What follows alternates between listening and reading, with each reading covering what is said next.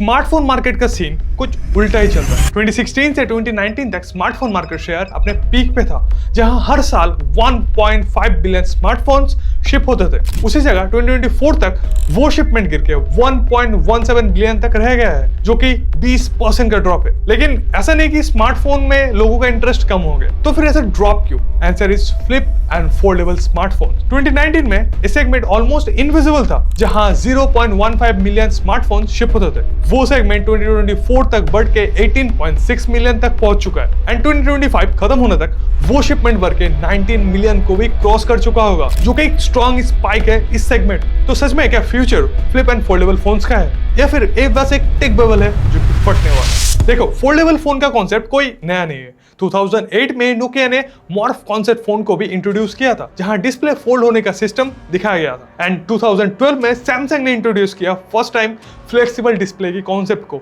And उस time पे उन्होंने एक डेमो वीडियो भी लॉन्च किया था। तभी वो सारी चीजें, एक कॉन्सेप्ट या फिर सपना था। तो सपने देखना और सपने को हकीकत में बदलना दोनों बहुत अलग चीज होती है। बिकॉज इस प्रोजेक्ट में बहुत ज्यादा डिफिकल्टीज थी, इसलिए कोई भी कंपनी पहला स्टेप नहीं रखना चाहता था, क्योंकि R&D में ह्यूज इन्वेस्टमेंट करना पड़ता और रिजल्ट कुछ भी आ सकता था। उसके साथ ये प्रोजेक्ट बहुत ज्यादा टाइम कंज्यूमिंग भी था। तो सैमसंग ने वो रिस्क लिया। फर्स्ट चैलेंज था डिस्प्ले को फोल्ड करने का, क्योंकि डिस्प्ले में ग्लास यूज होता है, तो ग्लास को आप बिना तोड़े फोल्ड नहीं कर सकते। और बात अगर एक बार दो बार फोल्ड या फिर अनफोल्ड करने की हो तो भी ठीक थी, लेकिन यहाँ तो बात लाखों बार फोन को फोल्ड या फिर अनफोल्ड करने की है। तो कैसे इस प्रॉब्लम को टैकल किया जाए? तो सैमसंग ने रिसर्च के बाद एक सोल्यूशन निकाला कि हम ग्लास की जगह प्लास्टिक यूज करेंगे, जिससे कि स्क्रीन को फोल्ड करना बहुत ज्यादा इजी होगा। लेकिन प्लास्टिक यूज करने पर स्क्रीन पे बहुत आसानी से स्क्रैचेस आ रहे थे और फोन गिरने के बाद उसकी स्क्रीन इजीली टूट सकती थी, बिकॉज उसमें कोई प्रोटेक्शन नहीं है। इसके अलावा प्लास्टिक हाथ में प्रीमियम फील भी नहीं होता। तो जिस प्रॉब्लम के लिए प्लास्टिक को सिलेक्ट किया गया था वो तो पूरा हो गया, लेकिन उससे यूज करने पर और ज्यादा प्रॉब्लम स्टार्ट हो गई। देना है अगला डिफिकल्टी फोल्डेबल फोन्स का फोल्ड या फिर अनफोल्ड होने वाला सिस्टम, जिसे हम हिंज बोलते हैं। और हिंज किसी भी फोल्डेबल फोन्स के लिए बहुत ज्यादा एक इंपॉर्टेंट पार्ट होता है, बिकॉज अगर हिंज सही से काम ना करे तो आप फोन को फोल्ड या फिर अनफोल्ड कर ही नहीं सकते। इसके अलावा हिंज को एक ड्यूरेबल फॉर्म फैक्टर में भी होना चाहिए, ताकि वो गिरने पर क्रैक या फिर खराब ना हो। फिर आया साल 2019, जहां इतने सारे प्रॉब्लम्स को टैकल करने के बाद फाइनली सैमसंग रेडी था अपना फर्स्ट फोल्डेबल फोन लॉन्च के लिए। फिर 2019 में जब सबके सामने फर्स्ट फोल्डेबल फोन आया तो सब लोग शॉक थे, बिकॉज फाइनली वो सपना जो लोगों ने बहुत सालों पहले देखा था वो सच हो रहा था। लेकिन उसकी कीमत बहुत ज्यादा थी। सैमसंग फोल्ड स्टार्ट होता था 1,65,000 से। उसके बावजूद भी 30 मिनट्स में उन्होंने 1600 यूनिट्स प्री बुक कर दी थी। लेकिन जब फाइनली 6 महीने बाद लोगों के हाथों में फोन आया तो बस कुछ दिनों के अंदर उसके बहुत सारे यूनिट्स में इश्यूज आने लगे। स्क्रीन फोल्ड होते ही खराब हो जा रहा था और डिस्प्ले प्रोटेक्शन के नाम पे प्लास्टिक यूज किया था ग्लास की जगह, इसीलिए उसमें स्क्रैचेस भी बहुत जल्दी आ रहे थे। इवन सॉफ्टवेयर में भी बहुत ज्यादा बग्स एंड ग्लिचेस थे और कभी कभी तो उसका हिंज भी सही से काम नहीं कर रहा था। फिर लोगों ने मीम बनाना स्टार्ट किया फोल्ड फोन्स के ऊपर, सैमसंग के ऊपर। देन एक रिपोर्ट के हिसाब से इसके चलते सैमसंग ने मार्केट से सारे फोन्स रिकॉल कर लिए। तो पहले उन्होंने जितने भी प्रॉब्लम्स थी उन्हें फिक्स की, लेकिन उसके साथ एक और प्रॉब्लम जुड़ी थी जिस पे किसी का ध्यान नहीं गया था, जो कि है डस्ट। हिंज मैकेनिज्म बहुत ही छोटी छोटी कॉम्प्लेक्स इंजीनियरिंग से बनी होती है और उसमें अगर डस्ट घुस जाए तो वो हिंज बहुत आसानी से खराब हो सकता है। दैट्स व्हाई नेक्स्ट ईयर 2020 में जब सैमसंग ने Z Fold 2 and Z Flip को लॉन्च किया तो उन्होंने इसके अंदर स्वीपर टेक्नोलॉजी का इंट्रोड्यूस किया, जिसमें माइक्रोफोबिक फाइबर लगे होते थे, जो कि फोन खुलने के टाइम पे जो डस्ट आते थे उसे रोकते थे एंड फोन बंद होने के टाइम पे उसे निकाल देते थे। एंड ये टेक्नोलॉजी बढ़िया निकला, जिससे फोन की ड्यूरेबिलिटी एंड रिलायबिलिटी दोनों ही बढ़ने लगी। उसके साथ जो स्क्रैचेस इश्यूज थे डिस्प्ले में, उसे टैकल करने के लिए सैमसंग ने एक सोल्यूशन निकाला UTG ग्लास, मतलब अल्ट्रा थिन ग्लास को यूज करने का। इसीलिए सैमसंग ने डिस्प्ले R&D में $130 मिलियन अप्रॉक्स इन्वेस्ट किए, जिसके वजह से हमें मिला फर्स्ट Z Flip के अंदर UTG ग्लास का प्रोडक्शन, जो कि एक ह्यूमन हेयर से 1/3 पतला था एंड ये बहुत इजीली फोल्डेबल डिस्प्ले के साथ फोल्ड भी हो जा रहा था बिना टूटे, जिसकी वजह से सेल्स में भी बहुत ज्यादा फर्क आया। 2020 में सैमसंग ने टोटल 2 मिलियन यूनिट्स शिप किए थे वर्ल्ड वाइड, जहां 30% फोल्ड एंड 70% फ्लिप स्मार्टफोन्स थे। इस रिपोर्ट से एक चीज तो सारी कंपनीज को पता चल गई कि लोगों का इंटरेस्ट तो इस टाइप के फोन्स में भी है, लेकिन प्राइस एक बहुत बड़ा फैक्टर है। बिकॉज Z Flip 2 का प्राइस Fold 2 से ऑलमोस्ट 50,000 रुपीज कम था, इसीलिए वो बहुत ज्यादा बिका, जो कि हमें और अच्छे से पता चलता है नेक्स्ट ईयर 2021 में, जब सैमसंग ने Z Flip 3 एंड Fold 3 को लॉन्च किया।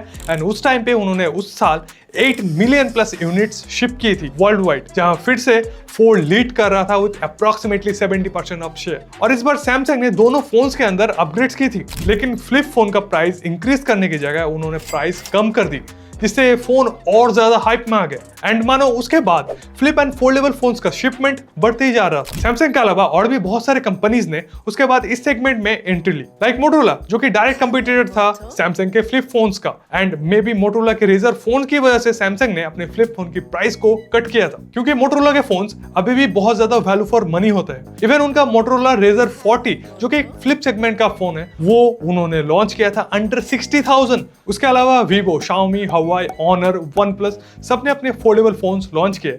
इवन टेक्नो ने भी अपने फैंटम V फोल्ड, जो कि एक फोल्ड सेगमेंट का फोन है, वो लॉन्च किया अंडर 90,000, जो कि सच में क्रेजी था भाई। वन प्लस ओपन का तो कुछ अलग ही जलवा था, वो बहुत कम टाइम में बहुत ज्यादा चर्चे में आ गया था because of its software optimisation and features. Then उसके बाद सैमसंग ने भी अपने UI के ऊपर बहुत ज्यादा फोकस किया एंड उसे ऑप्टिमाइज किया। एंड अभी के टाइम पे One UI is one of the most smooth and feature rich UI, चाहे वो नॉर्मल फोन्स हो या फिर फोल्डेबल फोन से क्यों ना। Flip and fold smartphone he future है, इसमें कोई शक नहीं है, लेकिन इसमें कुछ डिफिकल्टीज है जिसके वजह से मास ऑडियंस तक पहुंच नहीं रहा। फर्स्ट है प्राइस। सेम स्पेक्स के साथ एक फोल्ड या फिर फ्लिप फोन एक नॉर्मल फोन से ज्यादा महंगा है। नो डाउट कि फ्लिप या फोल्डेबल फोन्स में बहुत सारी कंपोनेंट्स एक्स्ट्रा लगती है, जिसके वजह से उसका कॉस्ट बढ़ जाता है। लेकिन जब तक फोल्डेबल फोन्स की प्राइस को अंडर 30,000 तक लाया नहीं जा सकता, तब तक वो मास ऑडियंस को टारगेट नहीं कर सकता। एंड मे बी उसके लिए ब्रांड्स को परफॉर्मेंस या फिर स्पेक्स को कट करना पड़े, जैसे नॉर्मल फोन्स में भी होता है, तब जाके वो मास ऑडियंस को टारगेट कर पाए। और ये चीज आज नहीं तो 2 साल बाद जरूर होगी। Second, high repairing cost. तो गलती से अगर आपका फोल्डेबल फोन का स्क्रीन खराब या फिर टूट जाता है, तो उसे रिपेयर करने में भाई मोटा खर्चा आता है। फॉर एग्जांपल, अभी जो रिसेंटली सैमसंग फोल्ड 7 लॉन्च हुआ, उसके मेन स्क्रीन का रिपेयर कॉस्ट 50,510 रुपीज है। मतलब आपके फोन का 1/3 प्राइस सिर्फ आपके डिस्प्ले में ही जा रहा है। देखो, प्रॉब्लम्स तो आती रहेंगी, लेकिन इनोवेशन नहीं रुकना चाहिए, क्योंकि अगर हम फोल्ड 1 को अभी के फोल्ड 7 से कंपेयर करें, तो भाई आपको ह्यूज डिफरेंस मिलेगा इनोवेशन में। लाइक अगर हम हिंज की बात करें ना, तो फोल्ड 1 का हिंज बहुत ही बेसिक था और उसमें डिस्प्ले के अंदर बहुत ज्यादा गैप भी होता था, लेकिन फोल्ड 7 में वो गैप ऑलमोस्ट खत्म हो चुका है। इवन फोल्ड 1 का जो थिकनेस था, उससे हाफ थिकनेस में फोल्ड 7 लॉन्च हुआ है। इसके अलावा भी और बहुत बड़े बड़े अपग्रेड्स हुए फोल्ड या फिर फ्लिप सीरीज में। उसी तरह रिसेंटली हुआई ने मेट XT को भी इंट्रोड्यूस किया, जो कि एक ट्राईफोल्ड है। मतलब एक नॉर्मल फोल्ड से भी तुम्हें बड़ी स्क्रीन मिलेगी, वो भी कॉम्पैक्ट फॉर्म फैक्टर में। इवन एक र्यूमर तो ऐसी भी आ रही है कि सैमसंग भी अपने ट्राईफोल्ड फोन के ऊपर काम कर रहा है और बहुत जल्दी मे बी 2026 के फर्स्ट क्वार्टर में उसे लॉन्च भी कर सकता है। ऐसा ही एक रोलेबल डिस्प्ले कॉन्सेप्ट वाला फोन ओप्पो ने भी इंट्रोड्यूस किया था कुछ साल पहले, लेकिन वो कभी कंज्यूमर्स के लिए लॉन्च नहीं हुआ।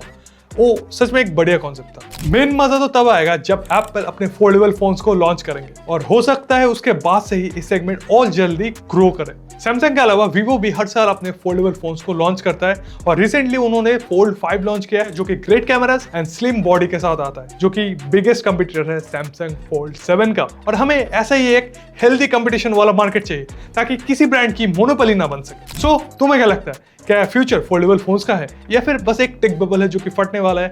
वो तुम कमेंट्स में बताओ। बाकी ऐसे क्वालिटी वीडियोस के लिए चैनल को सब्सक्राइब करो, वीडियो को लाइक एंड शेयर करो। बाकी मैं मिलूंगा तुमसे किसी नए वीडियो में किसी क्वालिटी कंटेंट के साथ। तब तक के लिए पीस आउट।